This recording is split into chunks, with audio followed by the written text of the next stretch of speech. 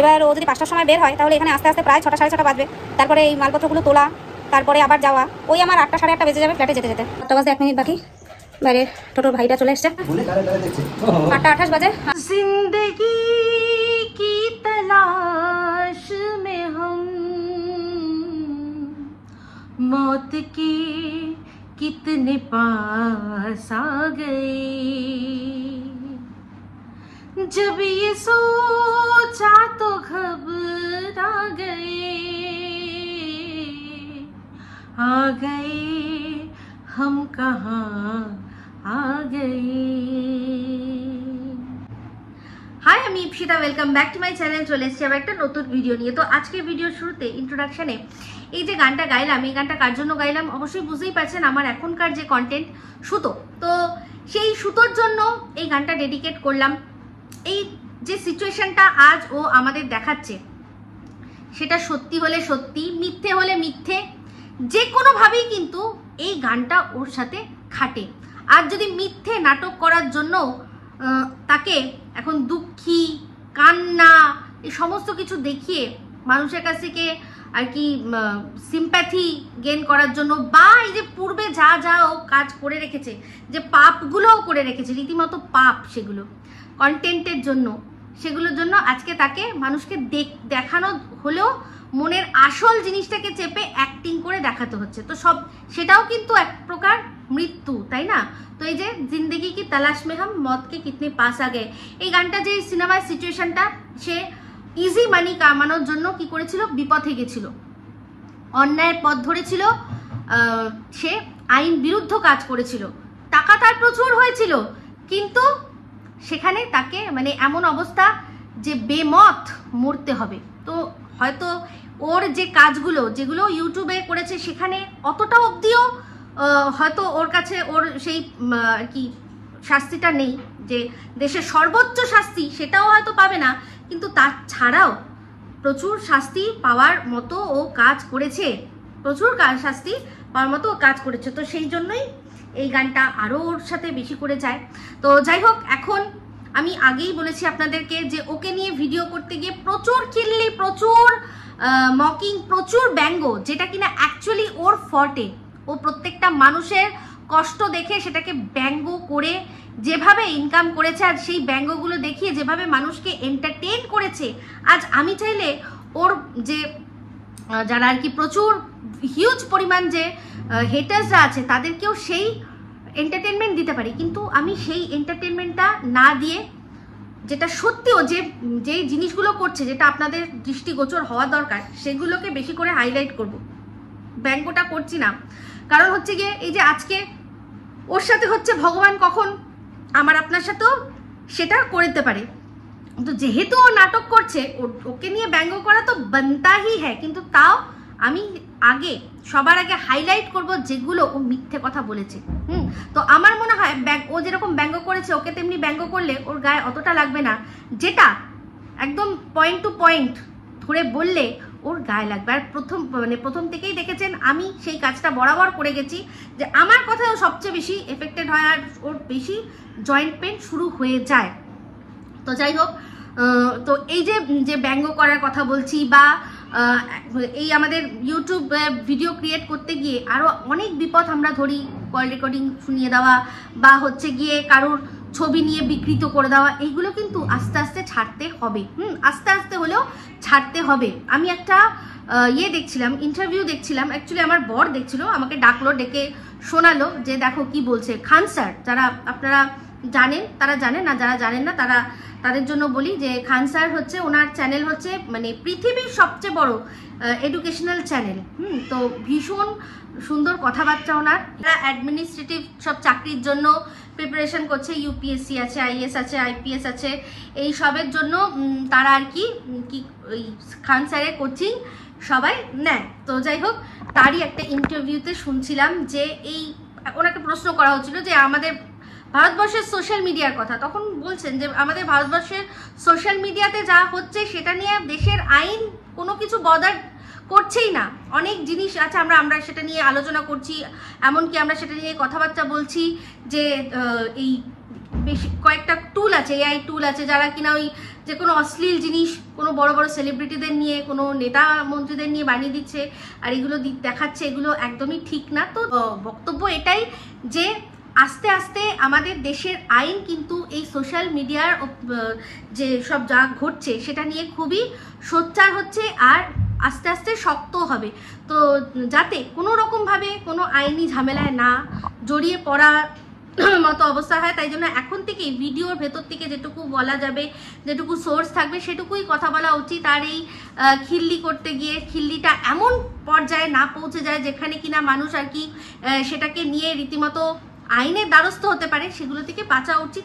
তো এখন থেকেই মোদ্দা কথা যে প্র্যাকটিস করা উচিত যে ভিডিওর মধ্যে থেকে শুধুমাত্র সমালোচনার জন্য যত করা শব্দই লাগুক না কেন সেটা চয়ন করা হোক, কিন্তু কাউকে হার্ট করে বা দুঃখ করে নয়। তো যাই হোক, আজকে যাকে নিয়ে এখন ভিডিও আমার এই সুতো, সে হচ্ছে সবচেয়ে প্রকৃষ্ট উদাহরণ যে সমালোচনার নামে কিভাবে মানুষকে কাঁটা ছেঁড়া করে তার মানে রীতিমতো কি বলবো পোস্টমর্টম করে, মানে জ্যান্ত মানুষের পোস্টমর্টম করে ছাড়া যায়, সেটা কিন্তু কই ইনসে শিখে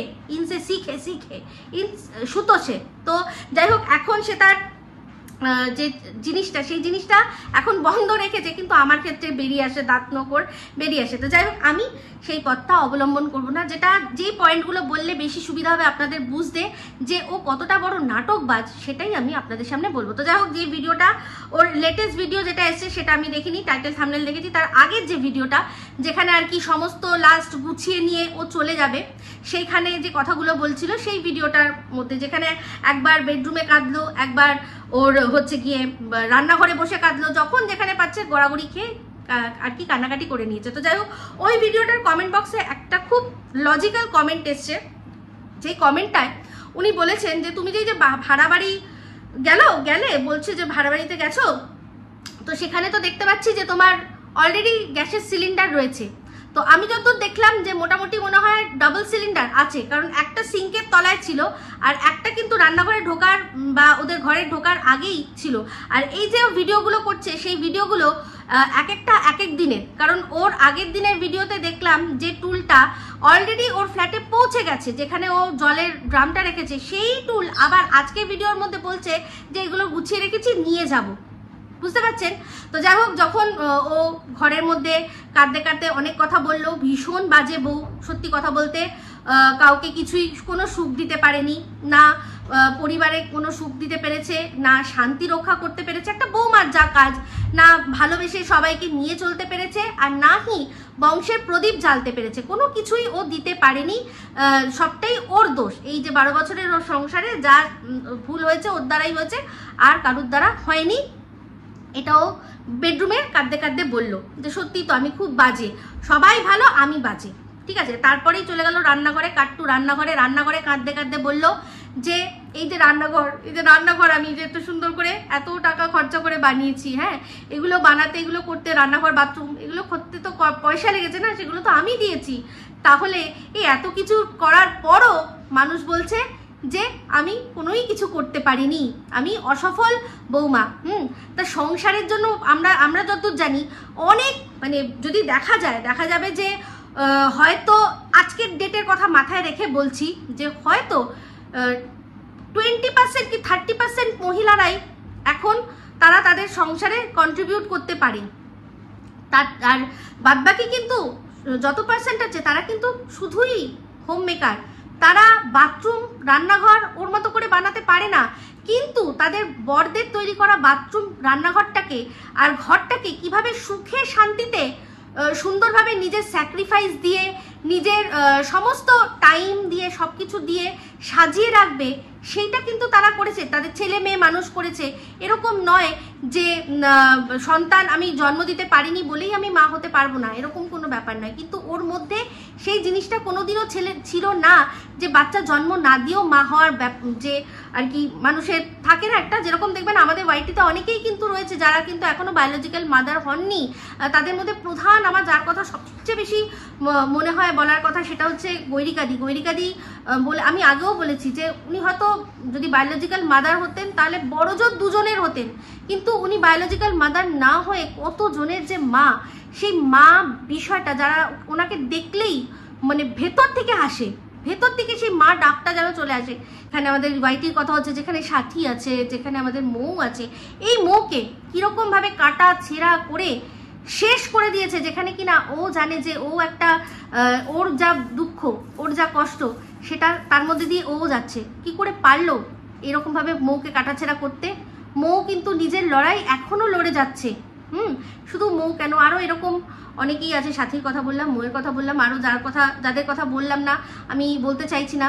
তো যাই হোক, মৌয়ের এখনও লড়াই চলছে। ও আবার নতুন কোনো একটা ট্রিটমেন্ট পদ্ধতি সেটা দিয়ে ও কাজ করবে। তাহলে ও কিন্তু আশা ছাড়ছে না। যা ইনকাম করছে, যেটুকু ইনকাম করছে, সমস্তটা কিন্তু এই একটা জিনিসের পিছনেই ও সমস্তটা ঢেলে দিচ্ছে। আর মন প্রাণ দিয়ে ঢালছে শুধু একটা জিনিসের আশায়। তো সবার আশীর্বাদে নিশ্চয়ই ও সেই জিনিসটা পাবে আশা করছি। তো যাই হোক, সেখানে কিন্তু ওর এই সুতোর ক্ষেত্রে সবাই ওর এই দুর্বল জায়গাটাকে কেন বারবার আঘাত দেয়? ওদের তো কই আঘাত দেয় না, কারণ ও এই সুতো নিজে অন্যদের দুর্বল জায়গাটাকে দিনের পর দিন খুঁচিয়ে ঘা করে গেছে। সেই জন্যই ওর দুর্বল জায়গায় মানুষ আঘাত দেয়। তো যাই হোক, আজকে যখন রান্নাঘরের পর্ব হলো, এখানে তারপর বেডরুমের পর্ব হলো, তারপরেই আসলো যখন আমাদের বলল যে আমার তো যেতে ইচ্ছা করছে না, দুপুর থেকে রাত, দুপুর থেকে সন্ধ্যে থেকে রাত, আমি চেষ্টা করছি আরও যতটা এখানে থাকা যায়, তাই তো। তারপরেই বলে কাট্টু যে সিনটা দেখালো, সেখানে দেখালো কি, তো বলছে যে যতটা পারি আমি এখানে টাইম কাটাতে চাই, সেই জন্য আমি যাওয়ার নিজে থেকে কোনো উদ্যোগ করিনি। কিন্তু যে টোটো চালক আমাকে নিয়ে যাতায়াত করে, মানে যার সাথে মোটামুটি ওর একটা র্যাপো হয়ে গেছে, এক্ষেত্রে বলতে হবে কিমা দিদির মতো ও কিন্তু টোটো চালক ধরে নিয়েছে, বাঁধা ধরা টোটো চালক। এমনিতে তো আমরা রাস্তায় বেরোলে হাজারটা টোটো চালক থাকেই, হয়তো একদিনের জন্য সে আমাদেরকে কোথাও নিয়ে গেল আবার ছেড়ে দিল, কিন্তু এই যে ফোনাফুনি টোটো ব্যাপারটা, এটা কিন্তু সবার হয় না। এই কিমা দিদির সম্পর্কে কিন্তু খুব বলেছিল সুতো যে কিরে টোটোওয়ালাকেও তো ছাড়লি না, টোটোওয়ালারও কোলে বসে পড়লি। তো আজকে ওর ক্ষেত্রেও কিন্তু ঠিক সেরকমই দেখা গেল। এখানে তো দেখলাম টোটো চালক যে আছে, সেই টোটো চালকের ও কল রেকর্ডিং সেটাকে পর্যন্ত বেচতে ছাড়লো না, কন্টেন্টটাকে রসালো করার জন্য। তো যাই হোক, প্রথমে বললো যে আমি তো একদমই যেতে চাইছি না, তাই জন্য নিজের থেকে উদ্যোগ করছি না। টোটো চালক দাদা যিনি আছেন উনি আমাকে নিজে ফোন করে বলছেন যে কি ব্যাপার, আপনি তো বলেছিলেন রোববার দিন যাবেন, পোষ্যকে নিয়ে মানে শেরুকে নিয়ে যাবেন বলেছিলেন, তো কখন আর কি যাবেন? যদিও ওদের মধ্যে কথাবার্তা কিন্তু তুমি করে হচ্ছিল। তো যাই হোক, সেখানে বললো যে হ্যাঁ যাবো, বিকেলবেলা যাব বলে এটুকু কথা হয়েছে যে বিকেলবেলা দেখি আমরা চলে যাব। তারপরে দেখলাম যখন বিকেল তখনও হয়নি, তখন বললো 4:18 না 19, তখন নিজের থেকে টোটো চালককে ফোন করে ও কলটা রেকর্ডিং করেছে, করে মানে একদম কল হচ্ছে আমাদের ডাইরেক্ট ফোনে শোনাচ্ছে, এক ফোনে রেকর্ড করছে আরেক ফোনে আমাদেরকে শোনাচ্ছে।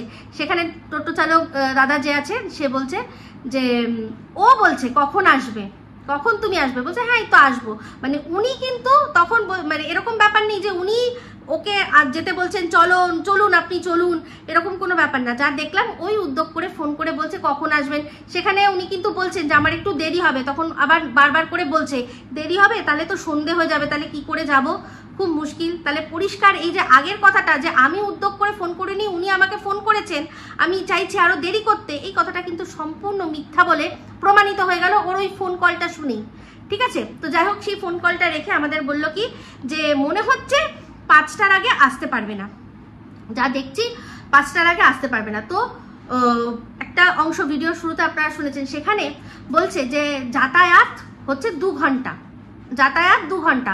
তো ওর যেখানে ও বলেছে ফ্ল্যাট নিয়েছে সেটা আমি দেখেছি যে 25 মিনিট হচ্ছে গিয়ে বাইকে, তো 25 মিনিট বাইকে মানে বাইক বা গাড়িতে মানে টোটোতে সেটা নিশ্চয়ই 1 ঘন্টা।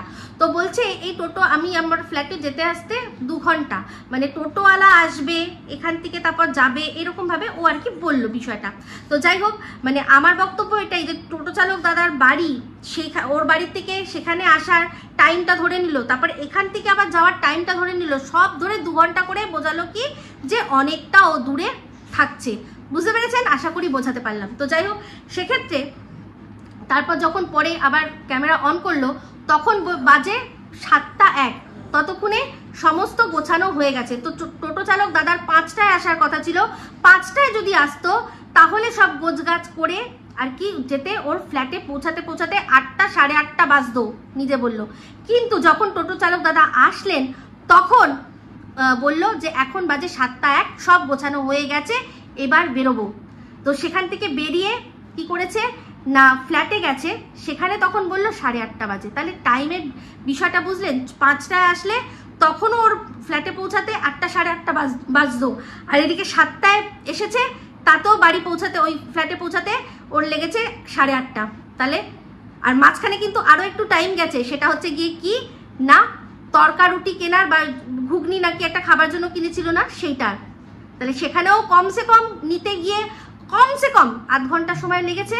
একটা রুটি বানাতে, ওই তরকা নয় যেটা তরকারিটা তৈরি থাকে, কিন্তু রুটি 3-4টে রুটি, সেগুলো সব দিতে আসতে খুব কম হলেও তো 10-15 মিনিট তো লেগেইছে।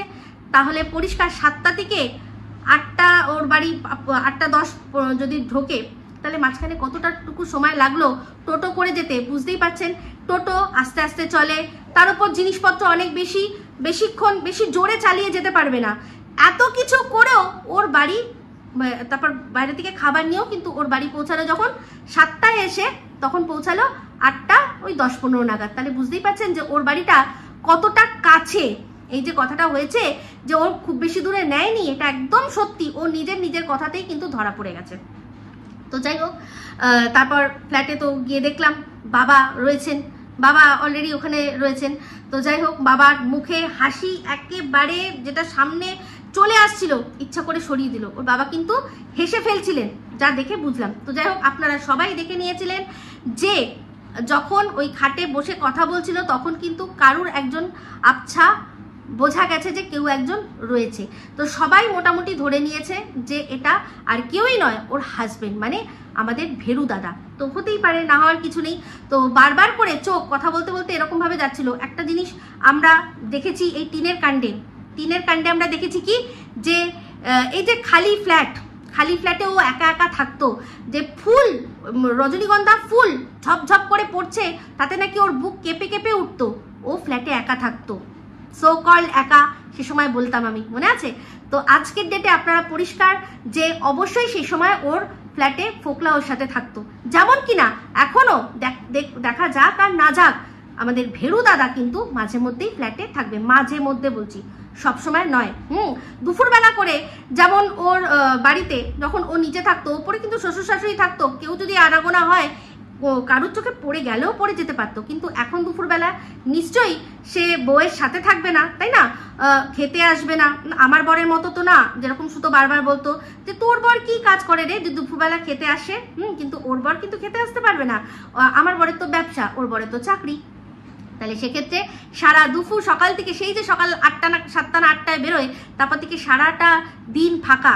ও নিচে যারা দোকানদারি করছে তারা কি আর ভেরুদাদাকে বলবে যে জানেন আপনি যখন ছিলেন না তখন আপনার বউয়ের বাড়িতে কেউ এসছিল, ওই কিছু বিক্রিটা পাট্টাও করতে আসতে পারে, বা মানুষের বাড়ি মানুষের বেড়াতে আসতে পারে না, যে তোমরা কিন্তু মাঝে মধ্যেই এবার থেকে দেখতে পাবে যে মারুর বর আমার সাথে ফ্ল্যাট আর কি ওই ক্যামেরা শেয়ার করছে। তো হতেই পারে তারাও আসতে পারে, তাদের মিন করলাম, কোনো খারাপ কিছু মিন করছি না। খারাপ কিছু যা মিন করা হচ্ছে, যেটা হচ্ছে সেটা মোটামুটি যারা আমরা বুঝে গেছি, কারণ যে ঘটনাগুলো যেখান থেকে আসছে একদম সত্যি আসছে। তো যাই হোক, সো কল সে সময় যখন এই ফোকলা টিনের সাথে দিনের পর দিন থাকতো, আমরা যারা দেখে বুঝতাম, বলতাম। সেক্ষেত্রে একজনের কথা আজকে না বললেই নয়, সে হচ্ছে রুনাদি সবসময় একটা কথা বলতো, ঢ্যাপি শুধু সবসময় ফোকলাকে দেখে। শুধু তাই নয়, আমি শুধু রুনাদির কথা বলবো কেন, প্রত্যেকটা মানুষ আমার ওপর দোষারোপ করেছিল যে আপনাকেও দেখতে পাই না কিন্তু ঢেপি ঠিক দেখে নেয়। তো ঢেপি ঠিক দেখেছিল, আজকে প্রমাণিত হলো। তো তেমনি এর ক্ষেত্রেও সবটা সামনে চলে আসবে। যেমন কিনা ছায়া দেখা গেছে, চোখ কথা বলতে বলতে ওপর দিকে চলে যাচ্ছে, যাবেই, স্বাভাবিক, কারণ এটা হিউম্যান নেচার। আমাকে ভগবান তৈরিই করে দিয়েছে, আমাকে সেরকম ধরনের আমার নার্ভাস সিস্টেম সেরকম। আমি যদি স্বাভাবিক হই, এখন আমার সামনে দিয়ে কেউ যাচ্ছে, আমি এরকম করে দেখবো। এই যে যেরকম দেখছি, এটা যদি আমি এটা আপনাদের দেখানোর জন্য, যদি সত্যি এমনি কেউ হেঁটে যায়, আমার চোখ ঠিক ওদিকে চলে যাবে। যেমন কিনা যদি আপনারা খুব ভালো করে দেখেন তাহলে বুঝতে পারবেন। এই মুহূর্তে আমি বলছি যে আমি যখন ভিডিও করছিলাম তখন ঘরে একা ছিলাম, কিন্তু তার মাঝখানে আমার বর এসে একটা কোনো জায়গায় বসে পড়েছে, কিন্তু যখন গেছে আমার চোখ কিন্তু একবার হলেও গেছে, এরকমভাবে গেছে। এটা মানুষের হিউম্যান নেচার, কিছু করার নেই। কিন্তু তা বলে যে তার বলে যে আমি সম্পূর্ণ একা, দেখা যাচ্ছে না বলে সেটা নয়। আমার ঘরে বর আছে, এসিটা নিজেই চালিয়েছিল, তাই জন্য আমার এসছে, তাই বললে এসির জন্য। তো যাই হোক, কোনো অসুবিধা নেই, আমি আমার ঘরে আছি। অবশ্যই এত রাত্রে বর আর কোথায় থাকবে, ঘরেই তো থাকবে। তো তেমনি এটা কিন্তু মানুষের নেচার। আমারও চোখ যেরকম গেছে ওরও গেছে, বারবার করে ওপর দিকে চোখ চলে যাচ্ছিল, যতই চেষ্টা করুক না কেন। তো যাই হোক, যেটা বলছিলাম যে এবার রুনাদির কথা। তো রুনাদি, একটা কথা বলি, জ্বর হলে জ্বরের ওষুধ দাও, ঠিক আছে, কিন্তু যদি জ্বর হয়েছে আর তুমি যদি ওষুধটা কাশির দাও, তাহলে কিন্তু গলায় তোমারই খাকা খাকা করবে। তো একটা ভিডিও টাইটেল থাম্বনেল দেখলাম, আর একটা রুনাদি ভিডিও দেখলাম, রুনাদি বলছিল যে আমাকে নিয়ে তো কেউ কন্টেন্ট করে না। কে বলেছে? আমি বলি করিনি? চুন্না চুন্না চাচ্চা চুন্না, কেন গো ভুলে যাও কেন এত তাড়াতাড়ি? অবশ্যই করি তো, হ্যাঁ, সবসময় দেখা হয় না, কিন্তু যখন দেখা হয় তখন। কিন্তু এই যে তুমি দিনের পর দিন আমাকে ঢেপি ঢেপি বলে বলেছো যে এই শুধু ফোকলাকে দেখে, একবারও বলেছো যে না একটু ভুল হয়ে গেছিল রে, তুমি ঠিক বলেছো একবারও অ্যাডমিট করেছো, করা উচিত ছিল। তো যাই হোক, এই অরেঞ্জ ট্রলি সেটা নিয়ে তো প্রচুর বিষয়। তো যাই হোক, ওটা যদি কোনোদিন ওই ফোকলা, ওই কাকার ছেলে যদি স্বীকার করে, তাহলে দেখবে আমার যে কথাটা সেটা ঠিক ছিল। ওদের কাছে অরেঞ্জ ট্রলি হয়তো ছিল, আমি দেখতে পাইনি, আর যেগুলো বলেছি সেগুলো সম্ভাবনা। তো যাই হোক, রুনাদি যেটা করেছে সেটা হচ্ছে জ্বর হয়েছে, কাশির ওষুধ খাইয়েছে বা খেয়েছে দর্শকদের, আর নিজেরই এখন অবস্থা খারাপ। তো বিষয়টা হচ্ছে গিয়ে, প্রথমে সুতোকে কি করেছে, সুতোর ভুলগুলোকে ধরিয়ে দিয়ে তাকে সে নাটক করছে, নাটকবাজি সম্পূর্ণ বলে, তারপর যখন দেখলো সবাই ওর এগেনস্টে যাচ্ছে, তখন রুনাদি ভাবলো এবার আমি যদি একটুখানি ওর হয়ে বলি তাহলে কি হবে, সবাই নেগেটিভ করছে, আমি পজিটিভ করছে, ওর যারা দর্শক আছে তারা আমার কাছে চলে আসবে। যেমনটা কিনা হয়েছে, ওর পজিটিভ যত দর্শকরা আছে সবাই গিয়ে রুনাদির ওখানে কমেন্ট করেছে ওর পাশে থেকো, ওকে একটু বুঝো। যেমনটা কিনা এই মিঠুদির চ্যানেলেও যাচ্ছে, মিঠুদির চ্যানেলে গিয়েও করছে। কিন্তু সুতো এই জিনিসটা বুঝে গেছে যে এই দুদিন আমার কে নিয়ে ভালো বলবে, নিয়ে আমার যত দর্শক আছে সবার আর কি মনটাকে একবারে ভিজিয়ে দেবে, তারপরেই আমাকে নিয়ে যখন একাধারে নেগেটিভ কন্টেন্ট করতে থাকবে, আমার দর্শকরাই তখন মোল্ড হয়ে যাবে। আর এটা সুতো বুঝবে না কেন, কারণ এই সেম প্রসেস তো ও নিজে করেছে। কদিন আগে যখন কিমার সাথে আমার লেগেছিল, তখন সেম জিনিসটা ও করেছিল, জাস্ট এই নাটকের প্রেক্ষাপট সাজানোর জন্য ও কিমাকে পুরো কিমার যত দর্শক, শুধু তাই নয়, পাশের দেশ থেকে স্লেভকেও পুরোপুরি হাত করে নিল, আমাকে নিয়ে বলে বলে ওদেরকে উপরে তুলে, কারণ আমি ওদের দুজনকে নিয়ে ভিডিও করছিলাম, অবশ্যই নেগেটিভ নয়, যেটা দরকার, যেটা উচিত, সেই প্রশ্নটাই করছিলাম। আজকের ডেটে দাঁড়িয়ে ঝিউ সাহা কই, ঝিউ নাম দিয়েছিল, হ্যাঁ ঝিউই তো ছিল, আর কি ছিল, উড়ো ছাই, কোথায় সে? কিন্তু এরা একটুখানিও কোনো রকম কোনো প্রমাণ ছাড়াই সমানে বলে গেল, তার প্রমাণ কিন্তু দিতে পারলো না। আস্তে যা ক্ষতি করা সন্দীপের যা করা করলো। এটা হয়, একটা মানুষ পজিটিভ বলে যাচ্ছে, তারপর যখন সে নেগেটিভ বলে না, দর্শকের মাথায় একটু হলেও আসে। যেভাবে ওরা সন্দীপকে আজকে শেষ করলো, কিন্তু তার সুযোগটা মাঝখান থেকে সুতো নিয়ে কি করলো, কিমার দর্শক, স্লেভের দর্শক, সবার দর্শক ও নিয়ে, আর শুধুমাত্র তাই না, তাদের সাথে সম্পর্কটা ভালো করে, যাতে পরবর্তীকালে যখন নাটক করব তখন এরা আমার বিরুদ্ধে মুখ না খুলতে পারে, সেই জিনিসটা করতে চেয়েছিল। তো এই কিমার যারা ভালোবাসার দর্শকরা রয়েছে, তারা কিন্তু অনেকেই সুতোকে খুব ভালোবেসে ফেলেছিল, স্লেভেরও ভালোবাসার মানুষরা এই সুতোকে খুব ভালোবেসেছিল। তো ওরও পলিসিটা এটাই ছিল, আমার নামে আর কি বাজে বাজে কথা বলে, কন্ট্রোভার্সির নামে বাজে বাজে কথা বলে ওদের ভালোবাসা, ওদের আস্থা, ওদের বিশ্বাস, ওদের ভালোবাসাটাকে যেটা ও করেছে। কিন্তু তারপরেই আবার দেখেছেন যে কিমা যখন ওর সম্পর্কে এই নাটকের প্রথমটা বুঝিয়ে দিল, তখন কিন্তু আবারও ও সেক্ষেত্রে বলেছে যে এই তো আমাদের মধ্যে কথা হলো যে সব কিছু ঠিক থাকবে, কি হলো, কি করে হলো। তো সেই জন্য রুনাদির খেলাটা সুতো খুব তাড়াতাড়ি বুঝে গেছে, কারণ সুতো সেম খেলা করতে চেয়েছিল এই আমাকে নিয়ে, এই কিমার সাথে, কিমার আর যারা যারা ভালোবাসার ক্রিয়েটাররা আছে তাদের সাথে। সেই জন্য ও রুনাদির খেলাটা বুঝতে 1 মিনিটও দেরি করেনি। ও জানতো যে একে যদি আমার দর্শকরা এখন মানে গিয়ে ভাবে যে আমার হিতৈষী বলে ওর কথায় যা বলছে সেগুলোতে বিশ্বাস করে ওর পাশে থাকে, কাল যখন দেখতে পাবে যে এটাতে ভিডিও ভিউজ হচ্ছে কি না হচ্ছে, তারপর কি হবে, যখন আর কি নেগেটিভ কথা বলবে, তখন আমার দর্শকরা তো ওর কাছে গিয়ে কিন্তু অলরেডি ততক্ষণে ওর কথায় বিশ্বাস করা শুরু করে দিয়েছে।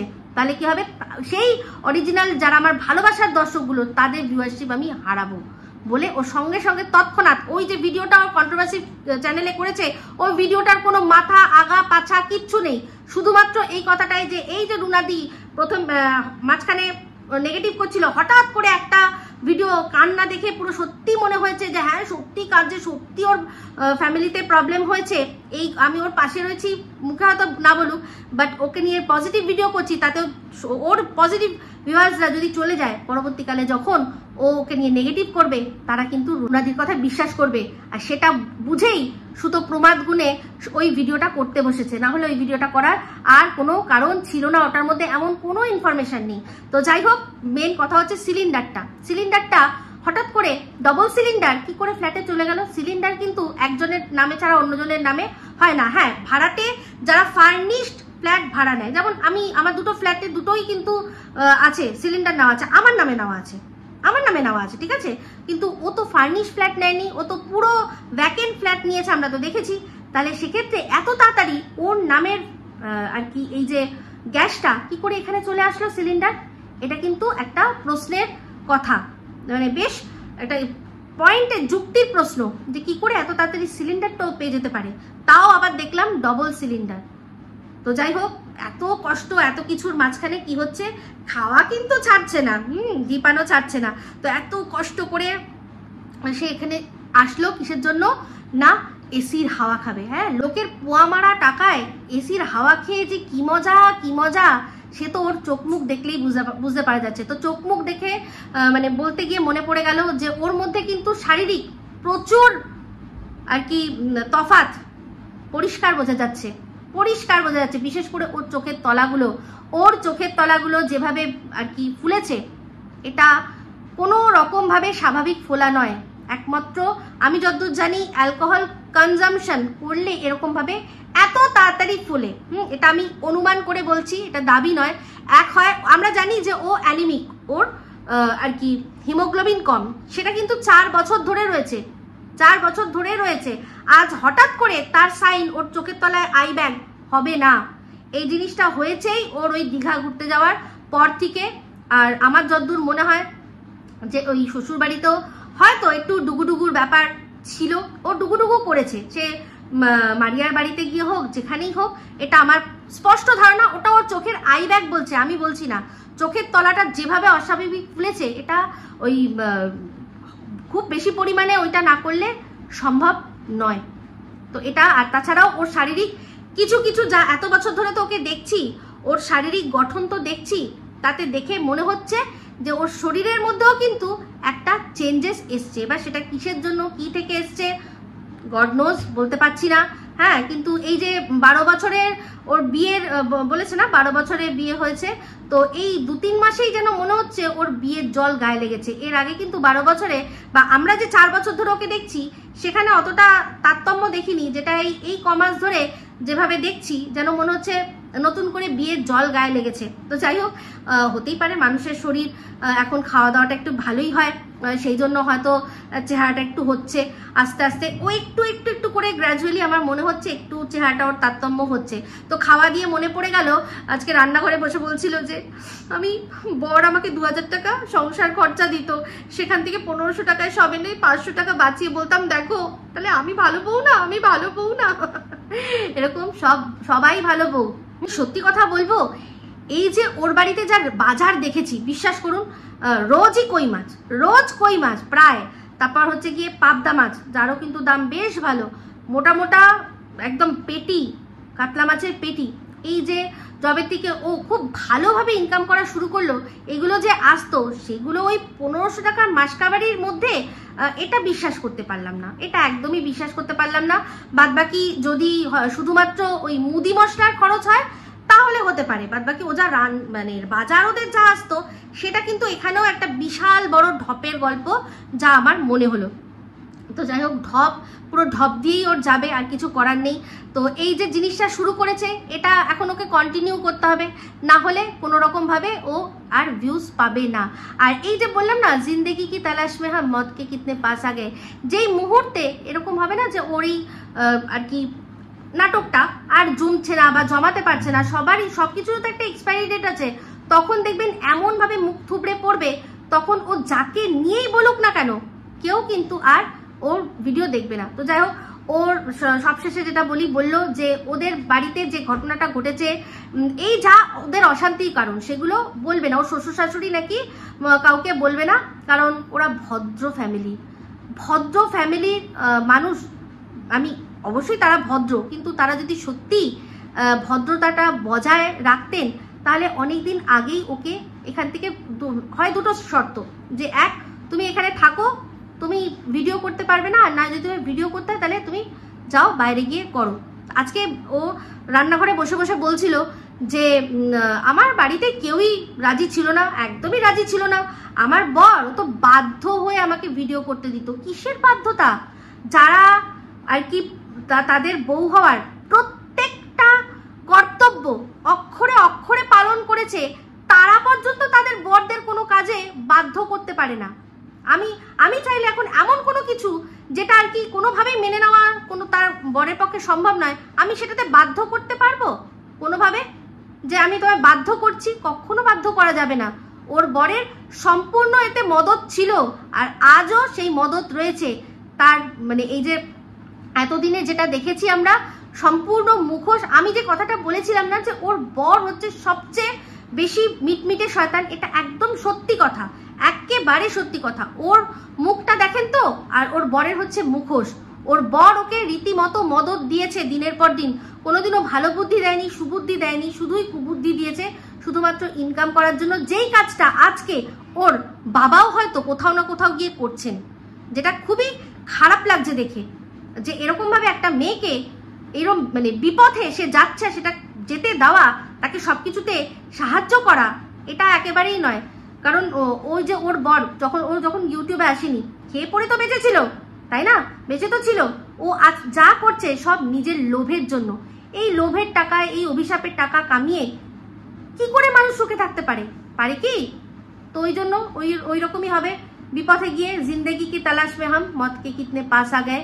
তো আজ যেটা করছে, নিজের সুখ স্বাচ্ছন্দ্য সব আছে, সেগুলো চেপে রেখেও যদি নাটক করার জন্য এইসব জিনিসগুলো করছে না, মুখে নোংরা কথাগুলো আনছে না যে আমি অসুখী আছি, সব কিন্তু একটা জায়গায় যাচ্ছে। কোন সময় যে সরস্বতী বসবেন আর সেটা সত্যি হয়ে যাবে ধরতে পারবেন না। তো যাই হোক, এই বলে ভিডিওটা এখানে এন্ড করছি। যদি ভালো লাগে তাহলে অবশ্যই লাইক, শেয়ার, কমেন্ট করতে ভুলবেন না। যারা চ্যানেলটা সাবস্ক্রাইব করেননি তারা সাবস্ক্রাইব করে নেবেন। সবাই ভালো থাকবেন, সুস্থ থাকবেন। আবার আসছি খুব শীঘ্রই একটা নতুন ভিডিও নিয়ে। টাটা।